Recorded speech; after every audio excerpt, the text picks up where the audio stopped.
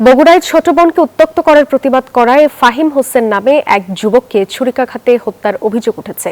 শনিবার সকালে শহরের মাটিডালি এলাকায় এই ঘটনা ঘটে। খুনিকে দ্রুত গ্রেফতার করে দৃষ্টান্তমূলক শাস্তির দাবি নিহতের স্বজনদের।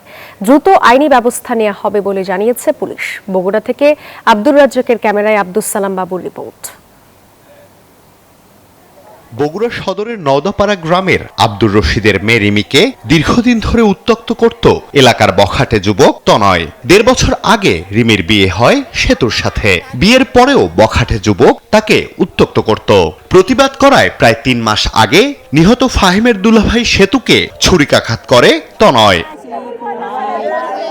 পরবর্তীতে শনিবার সকালে বাড়ি থেকে কর্মস্থলে যাওয়ার পথে ফাহিমকেও ছুরিকাঘাত করে তনয়। আহত ফাহিমকে বগুড়া শহীদ জিয়াউর রহমান মেডিকেল কলেজ হাসপাতালে নেওয়া হলে চিকিৎসকরা তাকে মৃত ঘোষণা করেন। বউকে এর আগে বিয়ের আগেও ডিস্টার্ব করতো, বিয়ের পরেও ডিস্টার্ব করতো, কিন্তু ৩ মাস আগে আমার এখানে চাকু মারছে। তারপর আমার সম্বন্ধী কাজে যাবে লেছে, তাকে আজকে সকালে চাকু মারছে। আমাকেও চাকু মারছিল।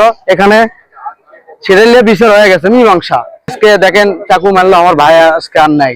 একজন ছুরি মারে, চাকু মারে, তারপরে মেডিকেলে নিয়ে আসার পরে তার মৃত্যু ঘটে যায়। এই ঘটনায় দ্রুত বিচার দাবি করেন স্থানীয়রা।